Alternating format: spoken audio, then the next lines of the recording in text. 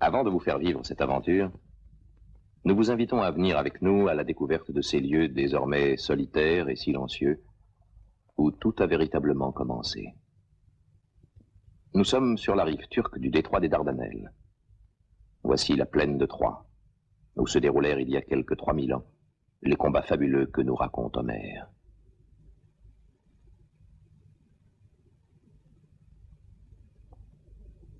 Ces pierres sur la colline sont tout ce qui reste de la ville. Si l'on visite ces ruines, on découvre les traces de 9 cités successivement édifiées l'une sur l'autre.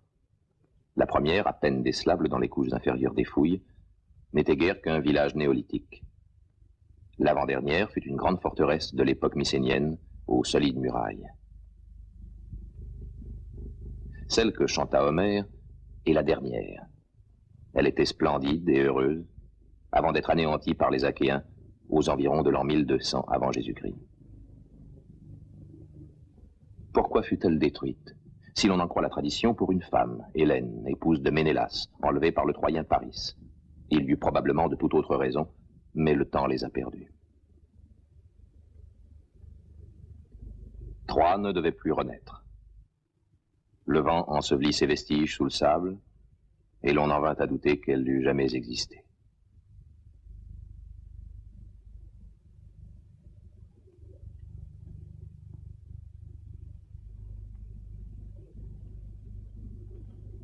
On en douta jusqu'à ce qu'un archéologue qui croyait en Homère ne la redécouvrît. C'était un Allemand nommé Schliemann, et cela se passait voici à peine 100 ans. En fouillant le sol, on retrouva alors la route sacrée qui conduisait à la citadelle, et les portes où Homère situa les 12 entretiens d'Hector et d'Andromaque.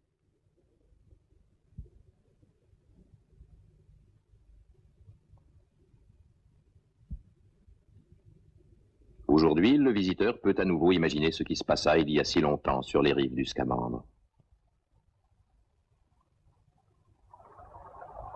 Et si, revenant vers l'Europe, il s'arrête au musée d'Athènes pour contempler les masques mortuaires d'or ciselé des héros mythologiques, il retrouve ces Achéens qui furent les conquérants de Troie, ceux-là même qui, après le massacre, entreprirent l'interminable et périlleux voyage de retour vers leur patrie. C'est ce que raconte l'Odyssée.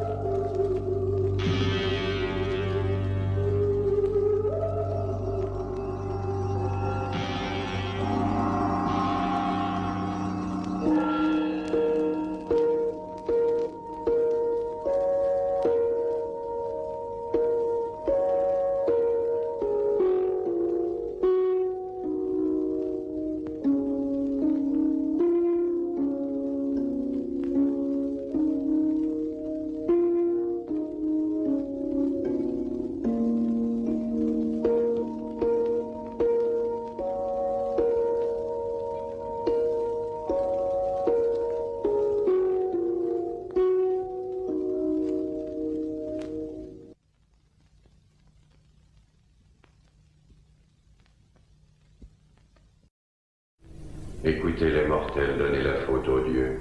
Ils disent que de nous viennent tous leurs malheurs, alors que par leur folie ils aggravent les maux que le destin, déjà, leur avait assignés. Ô notre père Zeus, fils du sage Cronos, mon cœur est déchiré de voir ainsi Ulysse souffrir 1000 tourments. Est-ce que son triste sort à ce point indiffère? Ne fut-il pas un temps où par ses sacrifices sur la plaine de Troie, il avait ta faveur?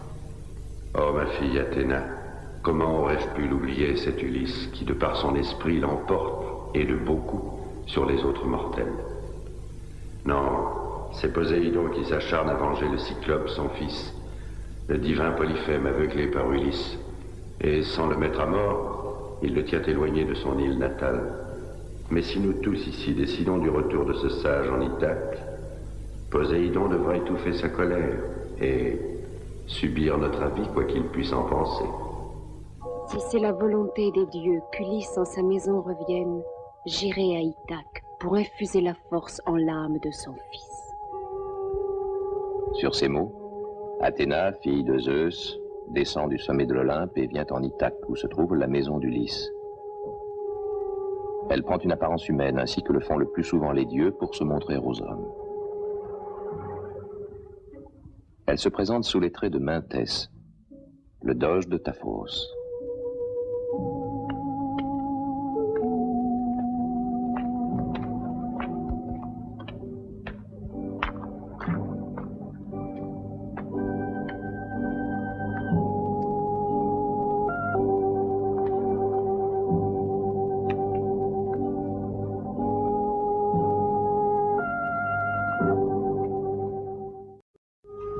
Dans la maison, une femme tisse une interminable toile. C'est Pénélope, la fidèle épouse d'Ulysse. Elle quitte rarement ce lieu qui fut sa chambre nuptiale, consacrant toutes ses pensées au souvenir de son mari, disparu depuis 20 ans. Redoutant ce que les dieux réservent à son fils et à elle-même.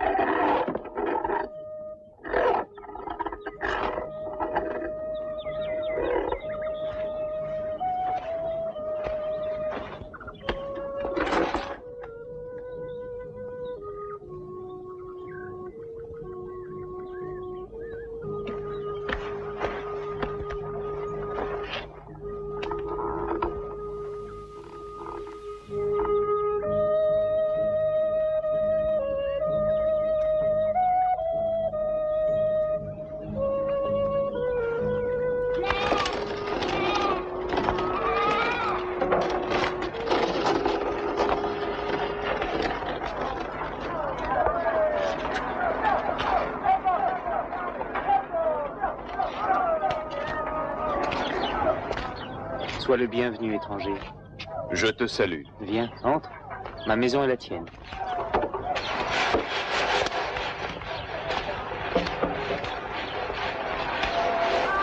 C'est donc toi, Télémaque. Tu es le fils d'Ulysse. Ma mère m'appelle ainsi. Mais ce nom, moi, je ne l'ai jamais encore entendu des lèvres d'Ulysse. Euryclée, un hôte nous est arrivé. Suis-moi, étranger.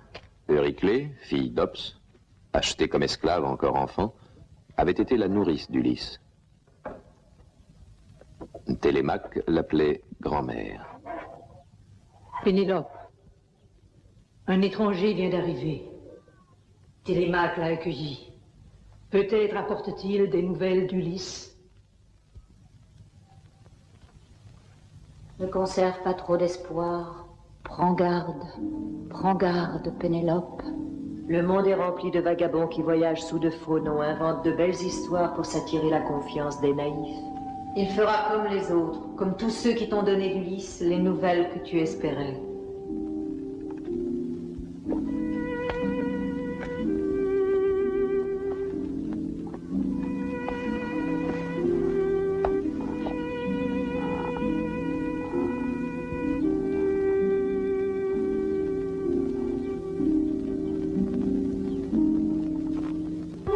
Je me nomme Mintès, chef des Taphos. Et mon navire est ancré dans la baie qui regarde de Samé au pied de la montagne. Alors tu connais Ithaque? Je la connais et même très bien en effet. J'y fus il y a des années l'hôte de ton père. J'ai entendu dire que ton père était de retour. Hélas non, ce qu'on t'a dit là est faux. On ne sait toujours rien de lui.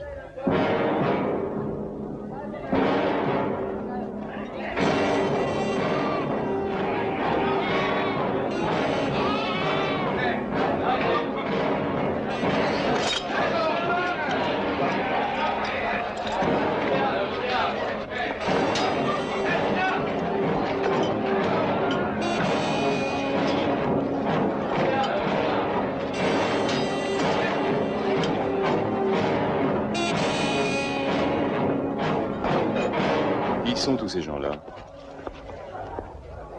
Ils déposent leurs armes au seuil du palais, mais se conduisent en maîtres. De plus, je vois qu'ils t'ignorent. Peut-être est-ce parce que moi-même les néglige.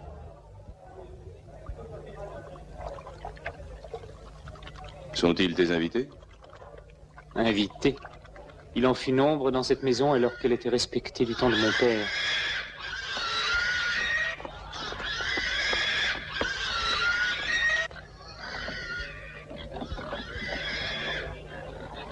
Mais comme tu peux le voir, le temps a bien changé la règle. Vivre dans cette honte est mon sort aujourd'hui. Regarde. Tous convoitent le trône.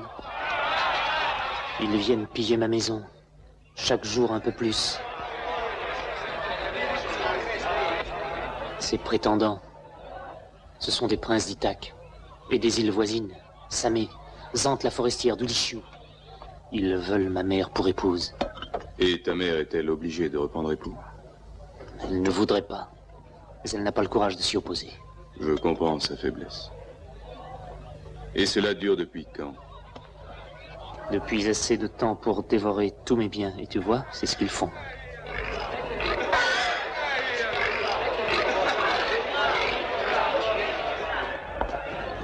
Aujourd'hui encore, ils prendront un veau, égorgeront des animaux. Aujourd'hui, ils saliront la maison et en feront une porcherie. Ils feront tout pour souiller, pour offenser la maison d'Ulysse. Voleur, que non, pire, car le voleur fuit. Il a peur qu'on ne le découvre, le pourchasse, et même qu'on ne le tue à la fin. Mais cela, non, peu leur importe, il reste.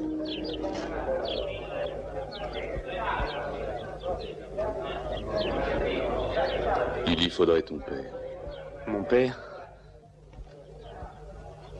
Oui, qu'Ulysse à l'improviste se dresse au milieu du festin. Casque au front, bouclier, arc à la main.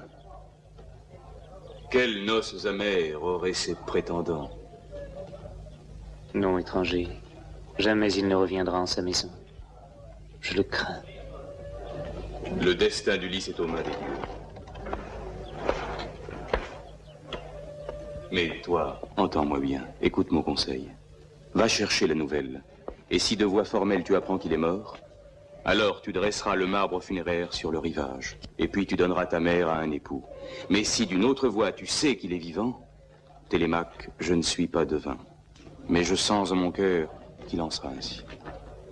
Mais je dois partir, l'équipage m'attend.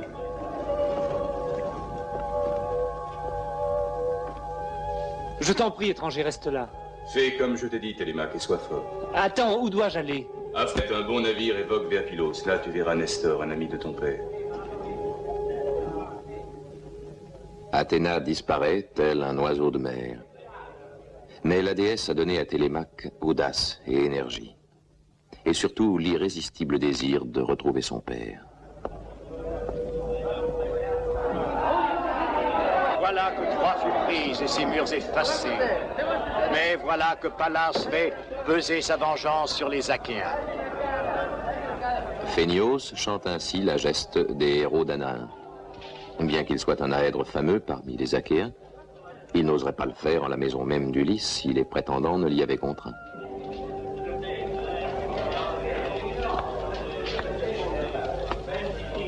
Pourquoi t'arrêtes-tu, Phénios?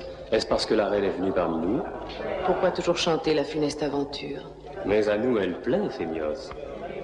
Pourtant, si tu le veux, prends un autre argument. Par exemple, l'amour. Mais que reproches-tu à Phémios, ma mère? Il nous donne récit du malheur des guerriers à leur retour de Troie. N'est-ce point arrivé? Et puis, tu sais bien que cela divertit fort nos hôtes en ce palais. Pourquoi es-tu ici? Où est cet étranger? Que veut-il? Porte-t-il des nouvelles? Mais quelles nouvelles attends-tu?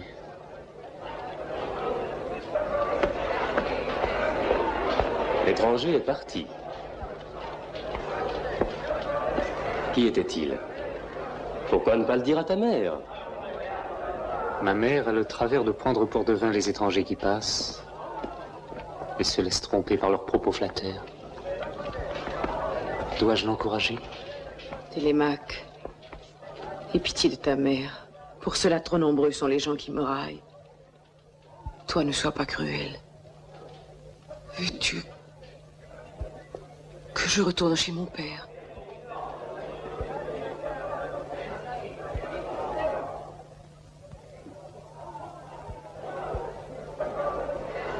Est-ce là le chemin que te dicte ton cœur?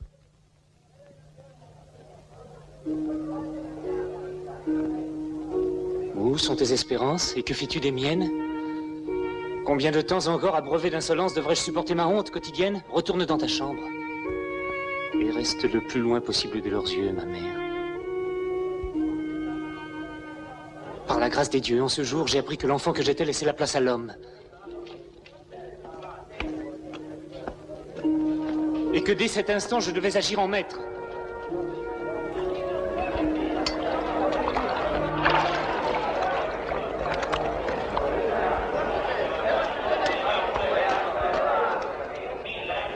Écoutez-moi tous, prétendants de ma mère. Je convoque le peuple demain en assemblée.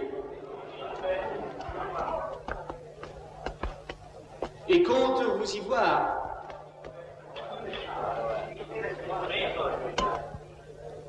Par Zeus, quel aiguillon a piqué Télémaque, l'Assemblée? Qu'est-ce que cette histoire de l'Assemblée d'un coup à l'improviste? Qui aurait pu lui suggérer? Qu'est-ce qui te préoccupe? Il s'agit là rien moins qu'un caprice d'enfant. Il joue à l'Assemblée. Soyons nous-mêmes alors ses compagnons de jeu. Allons à l'Assemblée. Je n'aime pas beaucoup pour ma part les surprises. Moi non plus. Mais du peuple, il n'y en aura pas. Puis de toute façon, nous garderons nos armes, lesquelles, à nos avis, donneront beaucoup plus de poids. Phémios. Phémios. Continue.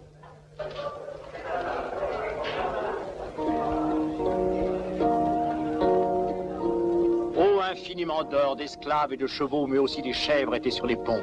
Précieux butin que chaque navire allait emmener. Certains d'entre eux, hélas, embarqués sans savoir l'ire d'un dieu vengeur avec la cargaison. Les batailles avaient fait couler trop de sang. Ajax part le premier, mais se heurte au récif. Avec son équipage, il plonge dans l'abîme. Ménélas, à son tour, rencontre la tempête. Il voit périr plus d'un navire sous ses yeux.